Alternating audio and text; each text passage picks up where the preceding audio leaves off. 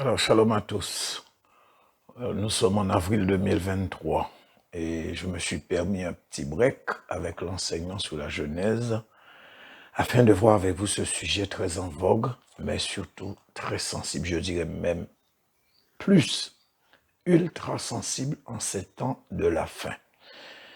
Dans ces temps où Dieu est en train de purger l'Église par des jugements, exactement comme c'est écrit, et surtout vous aider à ne pas tomber dans ce gros piège que l'ennemi a tendu à beaucoup, parce que certains pourront rater le ciel à cause de cette énorme erreur d'appréciation.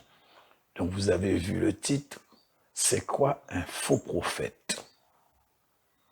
Alors beaucoup s'amusent à appeler à tout va les serviteurs de Dieu faux prophètes, fausses prophétesses. Mais je vous dis, c'est une ineptie. Et le Seigneur n'est pas content du tout. Je viens de vous dire, il est en train de juger sévèrement tous ceux qui appellent ses serviteurs et servantes faux et fausses. Vous pensez que tous les chrétiens qui meurent en ces temps de la fin, ils vont direct au ciel? Vous savez, la Bible dit, manque de connaissance, et c'est un verset qu'on répète sans arrêt. Manque de connaissance, mon peuple périt. Et ce que vous devez savoir, comprendre, c'est que jamais un verset n'aurait pris tout son sens en rapport avec ce sujet. Et nous pouvons voir tout de suite ce qui traduit cette carence en matière de connaissance biblique. Car si certains savaient réellement ce qu'était un faux prophète, je pense qu'ils auraient rectifié sans avoir besoin de coups de main de l'extérieur, comme ce que je suis en train de faire en ce moment. Donc vous voyez l'erreur et le piège de répéter si vous ne savez pas ce que vous dites. Vous ne savez pas si ce ne sont pas des agents de l'ennemi qui sont infiltrés dans l'Église et ont lancé cette mode de qualifier des prophètes ou des prophétesses de faux, ou des serviteurs, peu importe, de faux. Et pour ça, nous allons voir ce que la Bible dit. Et c'est dans le livre de Romains chapitre 14, le verset 4. Il est dit, « Qui es-tu, toi qui juges un serviteur d'autrui, s'il se tient debout ou s'il tombe? Cela regarde son maître.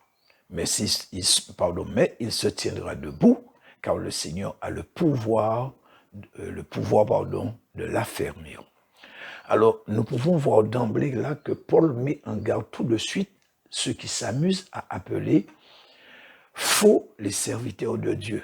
Cela veut dire que ceux qui appellent les serviteurs de Dieu faux appellent et attirent une malédiction sur eux. Parce que comme la Bible dit, vous tombez sous un jugement. Et c'est un jugement direct, je vous l'ai dit au début de ce court enseignement.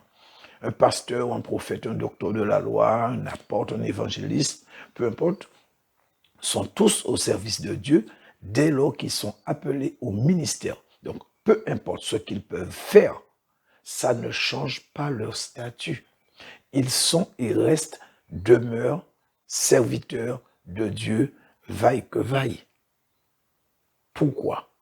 Eh bien, la réponse nous est donnée toujours dans la Bible et nous allons prendre Romains chapitre 11, le verset 29. Donc, nous sommes toujours dans le livre de Romains. Donc, cette fois-ci, c'est le chapitre 11, le verset 29. Il est dit, « Car les dons et la vocation de Dieu sont irrévocables. » Les dons et la vocation ou appel, parce qu'il y a certaines versions qui disent appel, ou c'est écrit appel de Dieu, sont irrévocables. Ça veut dire que Dieu ne peut pas les révoquer quand il les a appelés. Quand il les a appelés, il les a appelés. Peu importe ce qu'ils sont, il les a appelés, c'est irrévocable. Quand Dieu donne un don ou un ministère, il connaît sans exception tous ceux qui doivent le recevoir. Avec Dieu, il n'y a pas d'erreur possible. Ce n'est pas quelque chose qui se fait par tirage au sort. Dieu sait ce qu'il fait. Donc, si Dieu a appelé quelqu'un à un ministère, en aucune façon ce serviteur ne peut être un faux. C'est une injure à l'œuvre et au choix de Dieu et un blasphème contre le Saint-Esprit, car c'est lui qui attribue les ministères. Donc, chrétiens, faites très attention à ce qui sort de vos bouches. Même si ce serviteur, il est un adultère confirmé, un assassin, un alcoolique, peu importe ce qu'il est, il est et demeure un serviteur de Dieu. Il y a des femmes chrétiennes qui sont mariées et qui se moquent de leur mari, qui manquent de respect à ces derniers, les humilient en public ou en privé, peu importe, on s'en fiche. mais qui les humilient, qui rabaissent sans cesse leurs maris, alors que ceux-ci sont des serviteurs de Dieu. Ces femmes seront jugées très, très sévèrement par Dieu, car ça, c'est un blasphème contre le Saint-Esprit. Alors, je vous le dis, celles qui veulent croire, croyez. Celles qui sont prêtes à prendre le risque, alors allez-y, c'est vous qui voyez. Celui qui est prophète, même s'il donne de fausses prophéties, est-ce que cela fait de lui un faux prophète? Alors nous allons lire encore, nous allons lire cette fois, c'est dans l'Ancien Testament, quelques passages où cette fois c'est le Seigneur lui-même, donc c'est Dieu lui-même qui va parler. Et cette fois-ci c'est dans le livre de Deutéronome, le chapitre 18, le verset 20 à 22. Il est dit: mais le prophète qui aura l'audace de dire en mon nom une parole que je ne lui aurais point commandé de dire, ou qui parlera au nom d'autres dieux, ce prophète-là sera puni de mort. Peut-être diras-tu dans ton cœur: comment connaîtrons-nous la parole que l'Éternel n'aura point dite? Quand ce que dira le prophète n'aura pas lieu, il n'arrivera pas, ce sera une parole que l'Éternel n'aura point dite. C'est par audace que le prophète l'aura dite, n'aie pas peur de lui. Alors, regardez bien ce que Dieu dit au verset 22. Si le prophète a dit quelque chose qui ne s'est pas réalisé, c'est par audace qu'il l'aura dit. Dieu ne dit pas qu'il est faux, mais il dit simplement que c'est par audace qu'il a parlé. Mais toi, tu franchis une étape que Dieu lui-même n'a point franchie. De plus, ce verset nous montre que ceux qui traitent les serviteurs de Dieu de faux se contredisent. Nous allons continuer cette fois avec Jérémie chapitre 28. Alors, excusez-moi, c'est 28, j'ai dit 28, désolé, c'est Jérémie le chapitre 28. Donc, nous allons prendre tout le chapitre. Et là, vous verrez que la Bible ne laisse aucun doute planer sur ce sujet. Alors, je vais le lire en 3 étapes parce que comme c'est quand même assez long, tout ne pourra pas être à l'écran, sinon ce sera vraiment trop minuscule. Alors donc je vais vous le lire en 3 étapes. Donc nous allons commencer avec Jérémie 28, 1 à 5 tout d'abord. Il est dit: dans la même année, au commencement du règne de Sédécias, roi de Juda, le 5e mois de la 4e année, Anania, fils d'Azur, prophète de Gabaon, me dit dans la maison de l'Éternel en présence des sacrificateurs et de tout le peuple: ainsi parle l'Éternel des armées, le Dieu d'Israël. Je brise le joug du roi de Babylone, encore 2 années, et je fais revenir dans ce lieu tous les ustensiles de la maison de l'Éternel que Nebuchadnezzar, roi de Babylone, a enlevé de ce lieu qu'il a emporté à Babylone. Verset 4. Et je ferai revenir dans ce lieu, dit l'Éternel, Jéconias, fils de Joachim, roi de Juda, et tous les captifs de Juda qui sont allés à Babylone, car je briserai le joug du roi de Babylone. Verset 5. Jérémie le prophète répondit à Anania le prophète, en présence des sacrificateurs et de tout le peuple qui se tenait dans la maison de l'Éternel. Alors, je vais commencer par commenter un petit peu ces 5 premiers versets. Alors, voyez ce qui est dit dans les versets 5 et 6. Il dit que Jérémie le prophète répondit à Anania le prophète en présence des sacrificateurs et de tout le peuple qui se tenait dans la maison de l'Éternel. Jérémie, verset 6, le prophète dit « Amen ». Donc, Amen par rapport à ce qu'avait dit Anania le prophète. Que l'Éternel fasse ainsi, que l'Éternel accomplisse les paroles que tu as prophétisées et qu'il fasse revenir de Babylone en ce lieu les ustensiles de la maison de l'Éternel et tous les captifs. Donc là, nous pouvons voir qu'en répondant ainsi, Jérémie, qui est lui-même prophète, impliquait qu'il reconnaissait Anania comme un prophète authentique de Dieu, au même titre que lui, Jérémie, n'avait aucun doute sur la fonction de Anania. Donc un prophète qui reconnaît un autre prophète.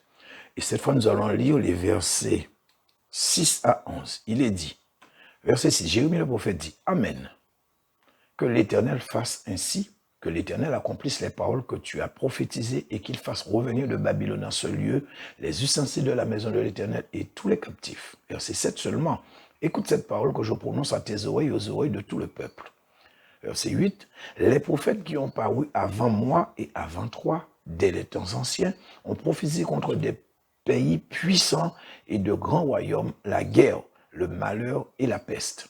Verset 9, mais si un prophète prophétise la paix, c'est par l'accomplissement de ce qu'il prophétise qu'il sera reconnu comme véritablement envoyé par l'Éternel. Verset 10. Pardon. Alors Anania le prophète enleva la joue de dessus le cou de Jérémie, le prophète, et il le brisa.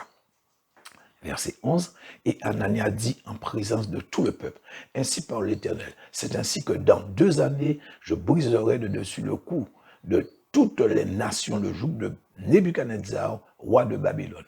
Et Jérémie, le prophète, s'en alla. Alors vous voyez, le verset 8 nous dit que Jérémie confirme et scelle le ministère d'Anania en disant « Seulement les prophètes qui ont paru avant toi et avant moi, qui sommes prophètes de l'Éternel. » Et au verset 9, Jérémie dit, si un prophète prophétise la paix, c'est par l'accomplissement de ce qu'il a prophétisé qu'il sera reconnu comme véritablement envoyé par l'Éternel. Donc là, c'est très clair. S'il a été envoyé ou pas s'il est un vrai ou un faux prophète, hein, le verset, il est clair. S'il a été envoyé, à ne pas confondre avec c'est un faux prophète ou vrai prophète. Là, il n'est pas question de ça. Il est question de s'il a été envoyé ou pas par l'Éternel. Voilà, le verset, il est très clair, frères et sœurs. Et nous allons continuer avec la suite. Donc, les versets 12 à 17, il est dit, après que Anania le prophète eut brisé le joug de dessus, le cou de Jérémie le prophète, la parole de l'Éternel fut adressée à Jérémie en ces mots. Va et dis à Anania, ainsi parle l'Éternel, tu as brisé un joug de bois et tu auras à sa place un joug de fer. Verset 14, car ainsi parle l'Éternel des armées, le Dieu d'Israël, je mets un joug de fer sur le cou de toutes ces nations, pour qu'elles soient asservies à Nebuchadnezzar, roi de Babylone, et elles lui seront asservies. Je lui donne aussi les animaux des champs. Verset 15. Et Jérémie le prophète dit à Anania le prophète, écoute Anania, l'Éternel ne t'a point envoyé, et tu inspires à ce peuple une fausse confiance. Verset 16. C'est pourquoi ainsi parle l'Éternel. Voici, je te chasse de la terre. Tu mourras cette année, car tes paroles sont une révolte contre l'Éternel. Verset 17. Et Anania le prophète mourut cette année-là, dans le 7e mois. Donc, vous voyez, le verset 13, qu'est-ce qui est dit? Là, c'est Dieu qui parle, et Dieu dit à Jérémie, va et dis à Anania, ainsi parle l'Éternel. Tu as brisé un joug de bois et tu auras à sa place un joug de fer.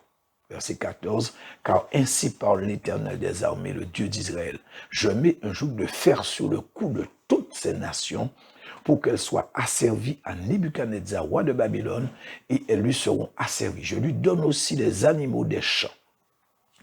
Alors, en vertu de ce qu'avait répliqué Jérémie s'agissant de la réalisation de ce qu'avait dit Anania, Dieu va contredire justement ce dernier. Donc Dieu va contredire Anania.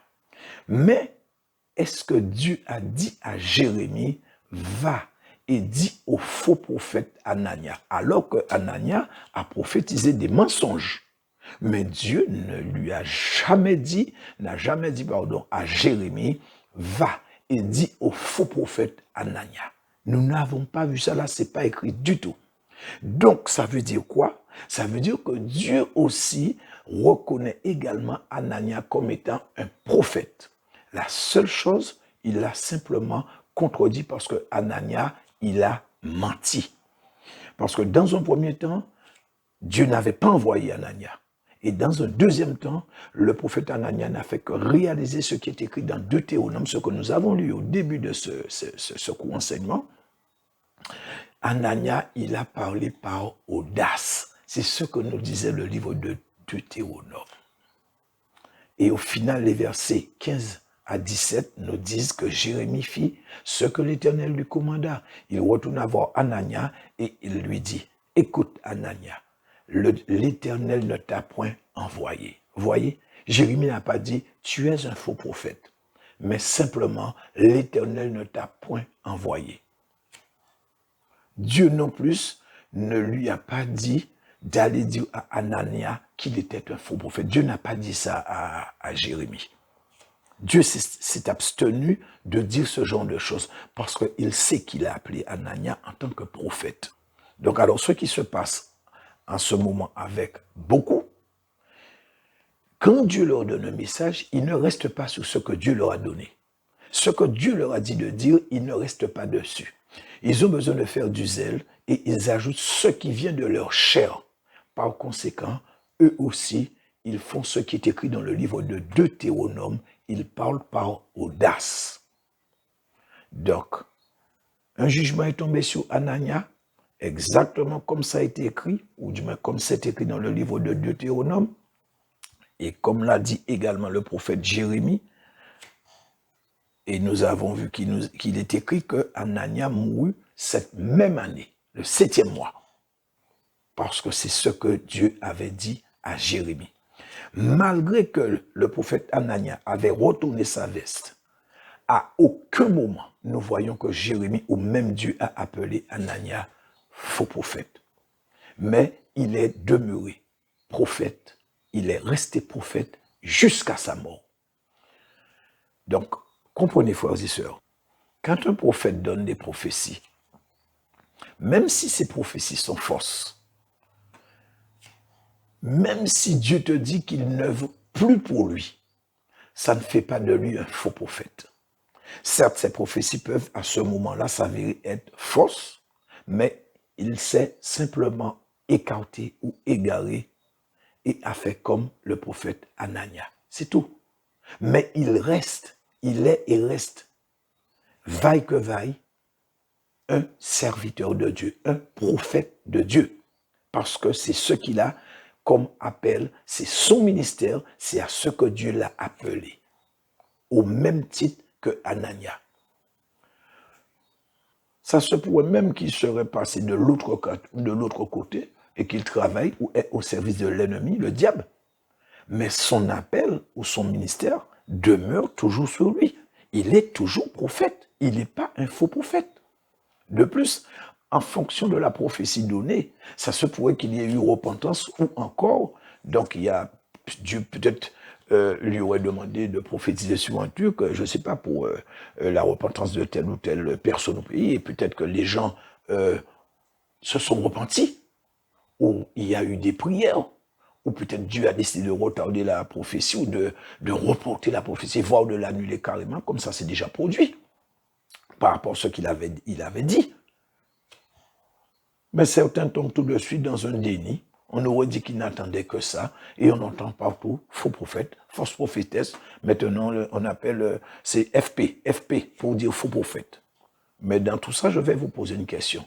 Quand ce prophète, par exemple, revient et se repent, n'est-il pas toujours un prophète? Vous avez déjà vu un prophète qui s'est écarté, revenir, et qu'on lui dise, bon, eh bien, comme tu t'es écarté, tu as travaillé pour l'ennemi, tu as prophétisé par Baal, maintenant il faut attendre que le Saint-Esprit t'appelle de nouveau en tant que prophète. Tu as perdu ton ministère, donc tu patientes.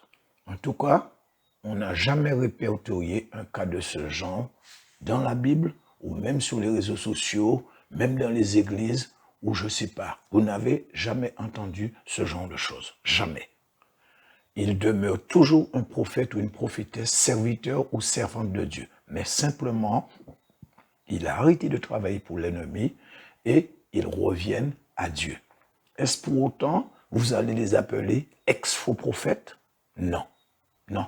Moi-même, j'ai jamais entendu ça. Et maintenant, je vais vous dire ce qu'est, selon mon analyse, un faux prophète. Je vais vous dire ce que j'entends par un faux prophète, ou peu importe le ministère d'ailleurs, parce qu'il y a plusieurs cas de figure ou catégories de faux dans l'œuvre de Dieu. Alors bon, comme on a commencé avec faux prophète, donc je vais continuer, mais comme je vous dis, les autres ministères sont inclus. Alors parmi les différents types de faux prophètes, il y a celui qui s'est autoproclamé prophète. Donc aucun doute, celui-là, c'est un faux. Ensuite, il y a celui qui vient directement du diable. C'est un vrai agent du diable. Il travaille pour le Satan, pour le malin, et il vient pour séduire et détruire l'Église. Donc, celui-là à ne pas confondre avec celui qui s'est détourné pour travailler pour le malin pour un temps ou jusqu'à ce que le jugement de Dieu l'arrête comme le prophète Anania. C'est un prophète de Baal, comme dans l'ancien temps, ça aussi c'est également un faux. Ensuite, en troisième position, moi, ce que j'ai trouvé, c'est, donc, il y a ceux qui ont été appelés par le Saint-Esprit dans un ministère bien précis, mais qui, en cours de route, trouvent que ce n'est plus adapté à leur propre ambition ou à leurs propres ambitions, ou qu'il n'y a pas assez de prestige dans le ministère que Dieu leur a attribué, et là, décident de changer carrément de ministère en s'attribuant, par exemple, le ministère de prophète, quoi.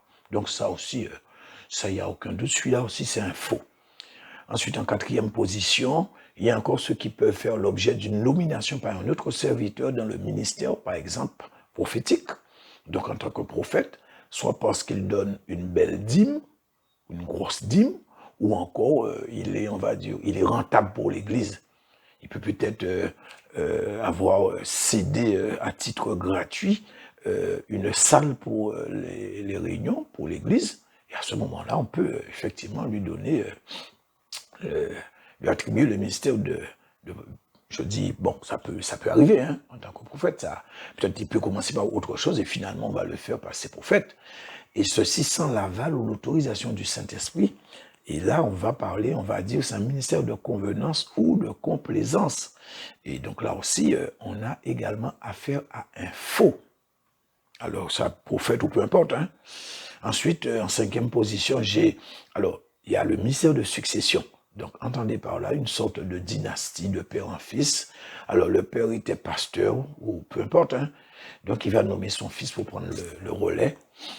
Donc, c'est comme si on était dans une entreprise. Donc, il peut aussi carrément nommer son fils pasteur pendant qu'il est prophète. Ça, c'est fort probable. Et là, également, c'est un faux. Et enfin, nous avons ceux qui occupent un ministère, donc je dis bien qui occupent un ministère, alors qu'ils n'ont pas été appelés par le Saint-Esprit. Donc, tu n'as pas été appelé par le Saint-Esprit, là aussi, c'est un faux. Si c'est prophète, il est un faux prophète. Il n'a pas été appelé. Donc, tout ce que je viens de vous énumérer sont des faux, même s'ils vivent une vie de sanctification, même s'ils ont une bonne renommée, une bonne réputation, même s'ils sont irréprochables, dès lors qu'ils ne sont pas chaussés correctement, c'est-à-dire ils ne sont pas appelés par le Saint-Esprit, ou ils ne sont pas dans le ministère qui leur a été assigné ou échu par le Saint-Esprit, ils sont des faux. Je n'ai pas dit un faux chrétien, hein. Attention, je parle du ministère. Ils sont faux. Donc, quand vous voyez sur les réseaux sociaux que certains s'amusent à appeler les serviteurs de Dieu, comme je vous ai dit, FP, pour faux prophètes, le problème c'est que Dieu leur dit de dire aux serviteurs de se repentir. Mais eux, ils sont dans un jugement permanent. Ils font vidéo sur vidéo. Faites attention, frères et sœurs, faites attention à ce qui sort de votre bouche. C'est vous qui devez vous repentir maintenant, car le jugement de Dieu est déjà dans l'Église. L'Église corps de Christ. Donc, frères et sœurs, c'est ce que je voulais partager avec vous. J'espère que vous allez prendre conscience pour ceux qui, par ignorance, appelaient à tout va les serviteurs de Dieu, faux, ou les prophètes, fausses prophétesses, etc., pour que vous puissiez arrêter avec ça, pour ne pas tomber sous le jugement de Dieu. Donc, j'espère que ça vous a fait du bien. Soyez bénis au nom de Jésus-Christ de Nazareth. Amen.